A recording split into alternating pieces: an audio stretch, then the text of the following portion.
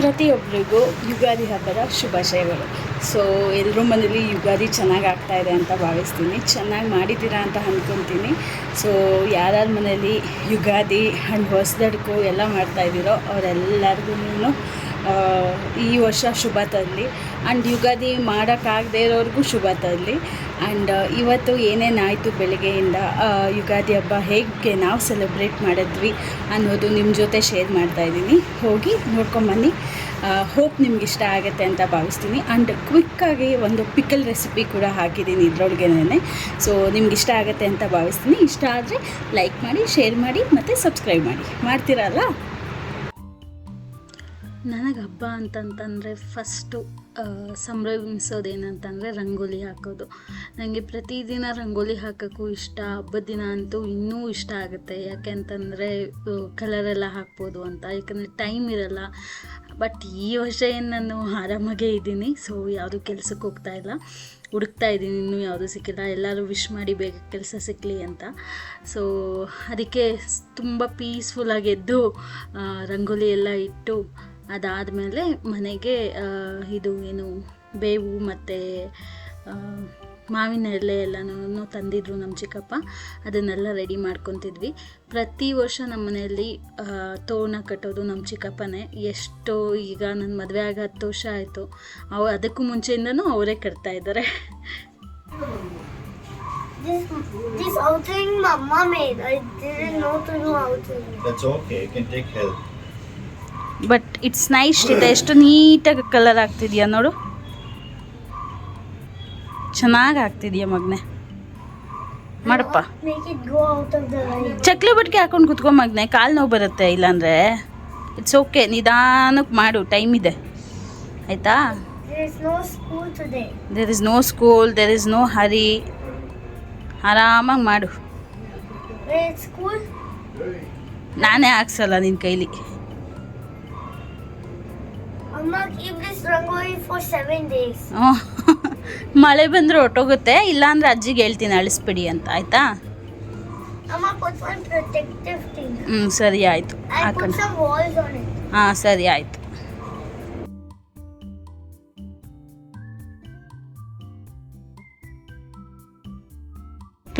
ಪ್ರೀತಿ ಶ್ರೀತಾ, ಚೆನ್ನಾಗಿ ಫೀಲ್ ಮಾಡಿದ್ಯಾ ಮಗನೆ.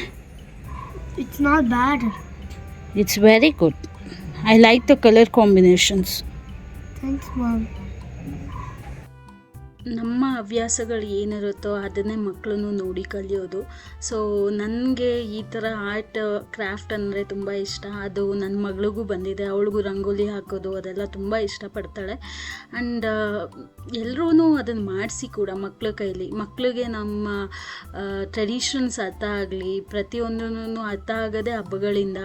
ನಮ್ಮ ಟ್ರೆಡಿಷನ್ ಪ್ರತಿಯೊಂದೂ ಈಗಿನ ಮಕ್ಳಿಗಂತೂ ಅವ್ರಿಗೆ ರೆಡಿ ಆಗೋದ್ರ ಬಗ್ಗೆನೂ ಇಂಟ್ರೆಸ್ಟ್ ಇರಲ್ಲ. ಬಟ್ ನಾನು ಎಲ್ಲ ಹಬ್ಬನೂ ಸೆಲೆಬ್ರೇಟ್ ಮಾಡ್ತೀನಿ, ಯಾಕಂದರೆ ಅಟ್ಲೀಸ್ಟ್ ನಮ್ಮ ಹಬ್ಬಗಳಿಂದ ಅವ್ರಿಗೆ ಒಂದು ಇನ್ಫಾರ್ಮೇಷನ್ ಬರುತ್ತೆ. ಅದಕ್ಕೆ ಅವ್ರಿಗೂ ಸೆಲೆಬ್ರೇಷನ್ಸ್ ಅಂದರೆ ಏನು, ಹಬ್ಬಗಳು ಯಾಕೆ ಮಾಡ್ತೀವಿ, ಯಾಕೆ ಯುಗಾದಿ ಅಂತಲೇ ಮಾಡಬೇಕು, ಈ ವರ್ಷದ ಮೊದಲನೇ ಹಬ್ಬ ಅಂತಲೇ ಯಾಕೆ ಕರಿತೀವಿ ಅಂತೆಲ್ಲನೂ ಅವ್ರಿಗೂ ಕ್ಯೂರಿಯಾಸಿಟಿ ಇರುತ್ತೆ ಅದನ್ನು ತಿಳ್ಕೊಳ್ಳೋದ್ರ ಬಗ್ಗೆ. ಸೊ ಯುಗಾದಿ ಅಂದರೆ ತುಂಬ ಜನಕ್ಕೆ ಗೊತ್ತಿರುತ್ತೆ. ಈಗ ಬ್ರಹ್ಮದೇವ ನಮಗೆಲ್ಲರಿಗೂ ಹೊಸ ವರ್ಷ ಅಂತ ಹೇಳಿದ್ದ ದಿನ, ಅಂದರೆ ಕಲಿಯುಗ ಶುರುವಾಗಿದ್ದ ದಿನ ಅಂತ ಹೇಳಿ ಯುಗಾದಿನ ಮಾಡ್ತೀವಿ. ಎಲ್ಲ ಹಿಂದೂಗಳಿಗೂ ಇದು ಹೊಸ ವರ್ಷ. ಸೊ ಎಲ್ರಿಗೂ ಹೊಸ ವರ್ಷದ ಶುಭಾಶಯಗಳು. ಇನ್ನು ಯುಗಾದಿ ಅಂದಮೇಲೆ ಒಬ್ಬಟ್ಟು ಇರಲೇಬೇಕು. ಒಬ್ಬಟ್ಟು ನಮ್ಮನೇಲಿ ಮಸ್ಟ್ ಆ್ಯಂಡ್ ಶುಡ್. ತುಂಬ ಚೆನ್ನಾಗಾಗಿತ್ತು ಅಡುಗೆ. ಆ್ಯಂಡ್ ಪಿಕ್ಕಲ್ ರೆಸಿಪಿಗೆ ಬರೋದಾದರೆ ಯಾವುದಾದ್ರು ಮಾವಿನಕಾಯಿ ತೊಗೊಳ್ಳಿ, ಸಣ್ಣಕ್ಕೆ ಹಚ್ಬಿಟ್ಟು ಅದಕ್ಕೆ ಎಷ್ಟು ಖಾರ ಬೇಕೋ ಅಷ್ಟು ಹಾಕ್ಕೊಂಡು, ನಾನು ಇದ್ರೊಳಗೆ ಒಂದು 3 ಸ್ಪೂನ್ ಖಾರ, 1 ಸ್ಪೂನ್ ಉಪ್ಪು ಹಾಕಿದ್ದೆ. ಆಮೇಲೆ 1/4 ಸ್ಪೂನಷ್ಟು ಮೆಂತ್ಯ ಮತ್ತು ಇದು ಏನು ಸಾಸಿವೆನ ಉರಿದೇನೆ ಹಂಗೆ ಗ್ರೈಂಡ್ ಮಾಡಿಕೊಂಡು ಅದಾದಮೇಲೆ ಅದಕ್ಕೆ ಒಗ್ಗರಣೆ ಕೊಟ್ಕೊಳ್ಳಿ. ಪುಡಿ ಆಗಬೇಕು ಚೆನ್ನಾಗಿ ಮೆಂತ್ಯ ಮತ್ತು ಇದು ಪುಡಿ ಆಗಿರಲಿಲ್ಲ, ಸ್ವಲ್ಪ ಇದ್ದಿದ್ದರಿಂದ ಜಾರಿಗೆ ಅದು ಸಿಗ್ತಾ ಇರಲಿಲ್ಲ. ಅದಕ್ಕೋಸ್ಕರ ನಾನು ಜಡಿ ಮಾಡ್ಕೊಂಡಿದ್ದೀನಿ ಅಷ್ಟೇ. ಅದಾದಮೇಲೆ ಚೆನ್ನಾಗಿ ಒಗ್ಗರಣೆ ಕೊಟ್ಕೊಂಡ್ರೆ ಪಿಕ್ಕಲ್ ರೆಡಿಯಾಗಿ ಹೋಗ್ಬಿಡುತ್ತೆ. ನೀವು ನಂಬಲ್ಲ, ಈ ಪಿಕ್ಕಲ್ಲು ಅವತ್ತೇ ಖಾಲಿ ಆಯಿತು. ಒಂದು ಹಣ್ಣು ಹಂಗೆ ಇಟ್ಟಿದ್ವಿ, ಅದನ್ನು ಮಾಡ್ಕೊಂಡು ತಿಂದಾಕ್ಬಿಟ್ವಿ. ಇವಾಗ ಮತ್ತೆ ಮಾಡು ಅಂತಿದ್ದಾರೆ, ಮಾಡೋಣ ಅಷ್ಟೇ ತಾನೇ, ಅದಕ್ಕಿಂತ ಇನ್ನೇನು. ಅದಾದಮೇಲೆ ಇನ್ನೊಂದು ಡಿಶ್ ನಾನೇ ಮಾಡಿದ್ದೆ, ಅದು ಕಾಬೂಲ್ ಚನ್ನ ಇದು ಮಾಡಿದ್ದೆ, ಏನು ಜಸ್ಟ್ ಉಸ್ಲಿ ಥರ ಮಾಡಿದ್ದೆ. ಏನಿಲ್ಲ, ಕಾಯಿಗೆ ಒಂದು ಸ್ವಲ್ಪ ಹಸಿಮೆಣ್ಸಿನ್ಕಾಯಿ ಎಲ್ಲನೂ ಹಾಕಿ ರುಬ್ಬಿಟ್ಟು ಒಗ್ಗರಣೆ ಕೊಟ್ಟಿದ್ದೆ ಅಷ್ಟೇ. ಅದೇನು ಈಸಿ. ಸೊ ಚೆನ್ನಾಗಿತ್ತು ಎರಡೂ, ಪಿಕ್ಕಲ್ಲು ಅಷ್ಟೇ, ಇದು ಅಷ್ಟೇ ನಾನು ಮಾಡಿದ್ದಿದ್ದು. ಕೋಸಂಬರಿನೂ ಸಕ್ಕತ್ತಾಗಿತ್ತು.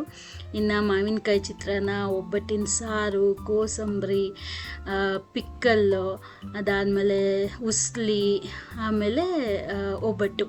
ಸೊ ಇದಿಷ್ಟು ನಮ್ಮ ಮನೇಲಿ ಮಾಡಿದ್ದಿದ್ದು. ತುಂಬ ಚೆನ್ನಾಗಿತ್ತು. ಈ ವರ್ಷ ಅಂತೂ ಒಬ್ಬಟ್ಟಂತೂ ಸಿಕ್ಕಾಪಟ್ಟೆ ತುಂಬ ಚೆನ್ನಾಗಿತ್ತು. ಈ ವರ್ಷದ ಒಂದೇ ಒಂದು ಕೋರಿಕೆ ಏನಪ್ಪ ಅಂದರೆ, ನನಗೆ ದೇವ್ರ ಹತ್ರ ಬೇಗ ಕೆಲಸ ಸಿಗಲಿ ಅಂತ ಅನ್ನೋದು. ಕೆಲವೊಂದು ಕಾರಣಗಳಿಂದ ಕೆಲಸ ಬಿಡಬೇಕಾಗಿ ಬಂತು, ಕೆಲಸ ಬಿಟ್ಟಿದ್ದೀನಿ ಈಗ. ಸೊ ಕೆಲಸ ಹುಡುಕ್ತಾ ಇದ್ದೀನಿ ಕಂಟಿನ್ಯೂಸ್ ಆಗಿ.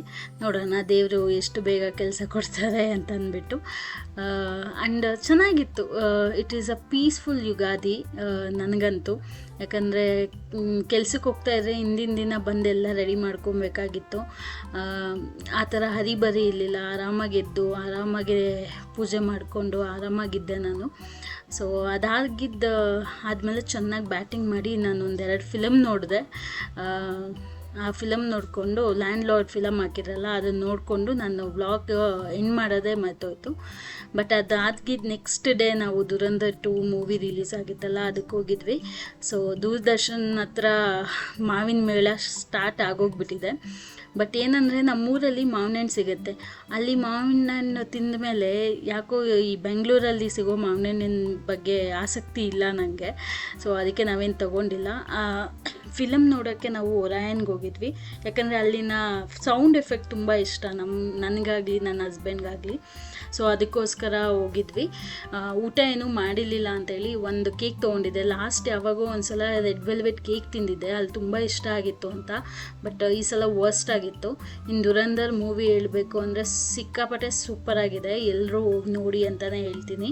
ಅದಾದಮೇಲೆ ಊಟಕ್ಕೆ CTRಗೆ ಹೋಗಿದ್ವಿ. ಯಾಕೆಂದರೆ ಅದು ನನ್ನ ಫೇವ್ರೆಟ್ ದೋಸೆ ಅಂದರೆ ನನಗೆ ಅಲ್ಲೊಂದೇ ಕಡೆ ಇಷ್ಟ ಆಗೋದು. ಸೊ ಈ ಥರ ಸ್ಪೆಂಡ್ ಮಾಡಿದ್ವಿ ಹಬ್ಬ ಎಲ್ಲನೂ. ಹೋಪ್ ನಿಮಗೆ ಈ ಶಾರ್ಟ್ ವಿಡಿಯೋ ಇಷ್ಟ ಆಯಿತು ಅಂತ ಭಾವಿಸ್ತೀನಿ.